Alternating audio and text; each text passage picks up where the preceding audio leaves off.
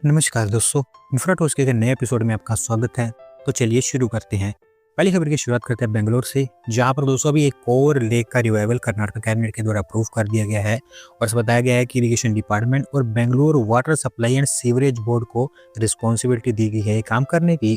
तो दोस्तों यहाँ पर मैं बायरामंगला लेक की बात कर रहा हूँ, जो बेंगलुरु के आउटस्कर्ट्स पर है।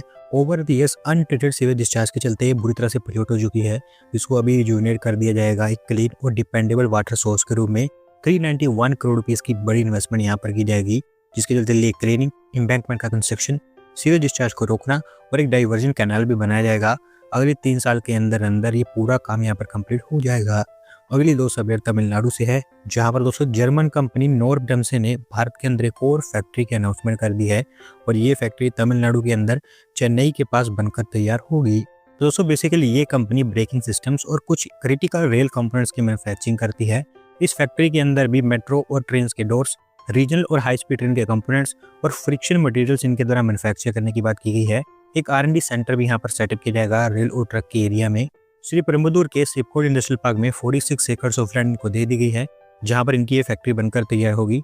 और अगर दोस्तों आपको नहीं पता तो मैं आपको बता दूं कि ये वही कंपनी है जिसको BEML के द्वारा उनके पहले हाई स्पीड ट्रेन सेट के लिए डोर्स, ब्रेकिंग सिस्टम्स, HVAC और सैनिटरी सिस्टम्स मैन्युफैक्चर करने का कॉन्ट्रैक्ट दिया गया है।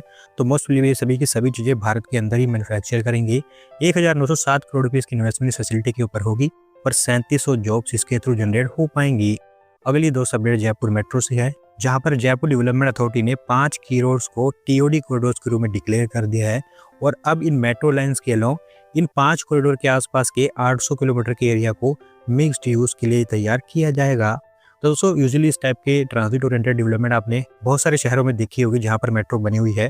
उस तरह का सेम काम अभी जयपुर के अंदर भी किया जाएगा, जहां पर रेजिडेंशियल, कमर्शियल और इंडस्ट्रियल डेवलपमेंट के ऊपर फोकस होगा।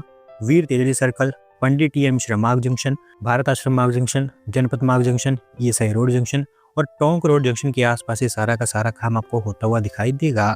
अगली दो अपडेट वडोदरा से है, जहां पर दोस्तों वडोदरा म्युनिसिपल कॉर्पोरेशन ने अब डिसाइड कर लिया है कि वो खुद ही एक फुल फ्लैश्ड क्रिकेट ग्राउंड को तैयार करेंगे उनके एरिया के अंदर।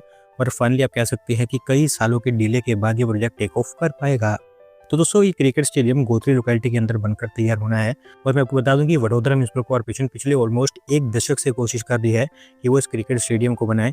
3-4 बार इसके लिए बिड्स भी इन्वाइट की गई, पर क्योंकि उनको अच्छा रिस्पॉन्स देखने को नहीं मिला तो अब उन्होंने डिसाइड किया है कि वो खुद ही इसको बनाएंगे, जहां पर टेनिस बॉल और लेदर बॉल क्रिकेट के लिए सेपरेट पिचेस तैयार की जाएंगी। प्लेयर्स के लिए pavilion, waiting area, parking facilities और कुछ और सपोर्टिंग इंफ्रास्ट्रक्चर यहाँ पर तैयार होगा। 4.77 करोड़ रुपीस इसके ऊपर खर्च किए जाएंगे और अगले 1.5-2 सालों के अंदर अंदर अब आपको ये बनता हुआ दिखाई देगा। अगली दो अपडेट नोएडा से है, जहां पर दोस्तों वंडरलैंड फूड्स एक नई नट्स और ड्राई फ्रूट्स प्रोसेसिंग फैसिलिटी को सेटअप करने जा रहा है और इसको लेकर उन्होंने Yamuna expressway industrial development authority के साथ में MOU भी साइन कर लिया है। तो दोस्तों ये प्रोसेसिंग फैसिलिटी यमुना अथॉरिटी के सेक्टर 8D में बनकर तैयार होगी, जहां पर इनको 30,000 square metre of land allocate कर दी गई है। हालांकि लैंड पोजीशन अभी इनको नहीं मिला है, जो अगले कुछ ही हफ्तों के अंदर अंदर इनको दे दिया जाएगा। तो उसके बाद यहाँ पर अपना काम भी स्टार्ट कर पाएंगे। 240 करोड़ रुपीस की यहाँ पर इन्वेस्टमेंट होगी और एक बार जब तैयार हो जाती है तो 750 के आसपास जॉब्स इसके थ्रू जनरेट हो पाएंगी। अगली दो अपडेट गुड़गांव नोएडा RITES को लेकर है, जिसको लेकर national capital region transport corporation ने इसकी DPR हरियाणा सरकार के पास में सबमिट कर दी है और अब यहाँ पर उनके भी फीडबैक इसके लिए लिए जाएंगे। तो दोस्तों अगर आपको याद होगा तो आज से कुछ दिन पहले मैंने आपको बताया था कि इस RITES कॉरिडोर के लिए NCRTC ने DPR कंप्लीट कर दी है, जहाँ पर बताया गया था कि गुरुग्राम के इफ्को चौक से स्टार्ट होकर ग्रेटर नोएडा के सूरजपुर में ये जाकर टर्मिनेट होगा। 61 किलोमीटर के आसपास इसकी लेंथ होगी और 6 के आसपास RITES स्टेशन यहाँ पर बनाए जाएंगे। इफ्को चौक सेक्टर 54, बाटा चौक सेक्टर 85-86, सेक्टर 142 और 168 और आखिरी स्टेशन सूरजपुर में होगा, जहाँ पर ये दूसरे RITES कॉरिडोर से कनेक्ट हो जाएगा। गुड़गांव साइड पर ये दिल्ली बाबर कॉरिडोर से कनेक्टेड होगा। 15,000 करोड़ रुपीस के आसपास यहाँ पर खर्च आने वाला है। अभी देखते हैं कि हरियाणा सरकार यहाँ पर उनका क्या फीडबैक देता है। अगली दो अपडेट हमारी रेलवेज की तरफ से है, जहाँ पर दोस्तों सेंट्रल रेलवेज उनके एरिया में कुछ और रेल कोच रेस्टोरेंट को सेटअप करने जा रही है और इसके लिए 4 और लोकेशंस को उन्होंने शॉर्टलिस्ट किया है। तो दोस्तों आप जानती हैं कि ये कॉन्सेप्ट ओवर द ईयर्स काफ़ी ज़्यादा फेमस हुआ है। सेंट्रल रेलवे ने भी इसके ऊपर अच्छे खासे स्केल पर काम किया है और भी 4 और लोकेशंस, जिसमें अजनी रेलवे कॉलोनी और वर्धा महाराष्ट्र के अंदर, जबकि पंडोना और बेतुल स्टेशन मध्य प्रदेश में, इनके ऊपर वो काम करने वाले हैं। 24/7 ये रेस्टोरेंट्स ऑपरेट होंगे और अलग अलग टाइप के क्यूजिन्स यहाँ पर ऑफर किए जाएंगे।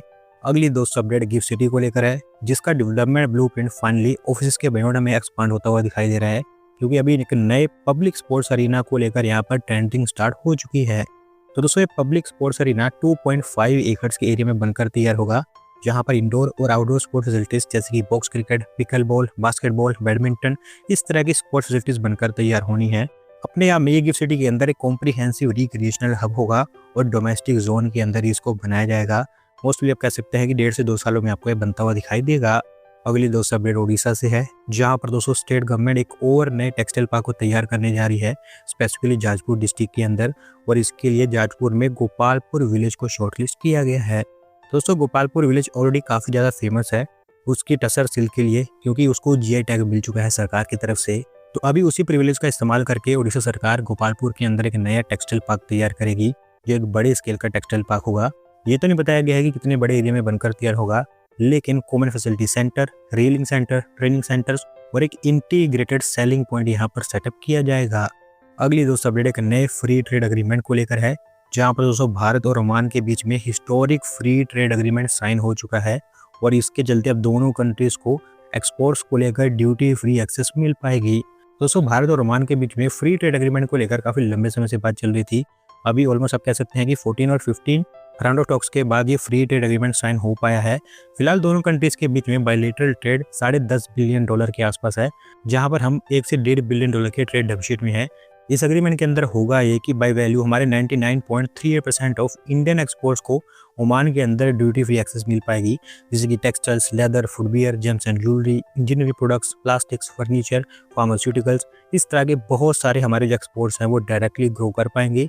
इसके बदले में ओमान के बाय वैल्यू 94.81% ऑफ इम्पोर्ट्स को भारत के अंदर ड्यूटी फ्री एक्सेस मिल पाएगी। और होपफुली आप कह सकते हैं कि इसके चलते अगले 5-6 सालों के अंदर अंदर दोनों कंट्रीज का बायलैटरल ट्रेड आपको 2 गुना से भी ज़्यादा होता हुआ दिखाई देगा।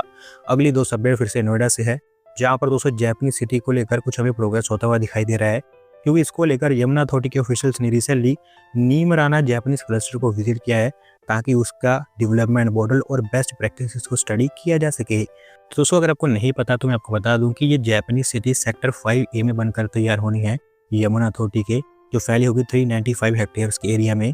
ये एक टाइप से जापानीज इन्वेस्टर्स और जापानीज कंपनीज के लिए डेडिकेटेड हब होगा भारत के अंदर, जहाँ पर 70% of the land industrial use के लिए होगी, जिसमें इलेक्ट्रॉनिक्स, सेमीकंडक्टर और नेक्स्ट जेन मैन्युफैक्चरिंग को टारगेट किया जा रहा है, जबकि बाकी एरिया में स्कूल्स, हॉस्पिटल्स, कमर्शियल सेंटर्स और हाउसिंग फैसिलिटीज तैयार की जाएंगी। उम्मीद ये है कि 15,000 करोड़ रुपीस के आसपास की इन्वेस्टमेंट यहाँ पर जापानीज कंपनीज मिलकर करेंगी। और अभी जो नीमराना जापानीज क्लस्टर को स्टडी किया जा रहा है, जो अपने यहाँ मिक्स सक्सेस स्टोरी है राजस्थान के अंदर, उसके डेवलपमेंट मॉडल को और उसकी जो बेस्ट प्रैक्टिसेस हैं वो यहाँ पर भी इम्प्लीमेंट की जाएंगी। आज की दोस्तों आखिरी अपडेट मेघालय से है, जहाँ पर दोस्तों मेघालय के अंदर शिलोंग रोपवे को लेकर सारी की सारी हर्डल्स क्लियर हो चुकी हैं, और अभी ये प्रोजेक्ट आप कह सकते हैं कि कंस्ट्रक्शन स्टेज में एंटर कर रहा है। दोस्तों शिलोंग रोपवे रियाद लबान से शिलोंग पीक तक बनकर तैयार होगा। 896 मीटर के आसपास इसकी लेंथ होने वाली है, जहाँ पर लोअर टर्मिनल सेकेंडरी स्कूल के पास होगा, जबकि अपर टर्मिनल शिलोंग पीक के पास होगा।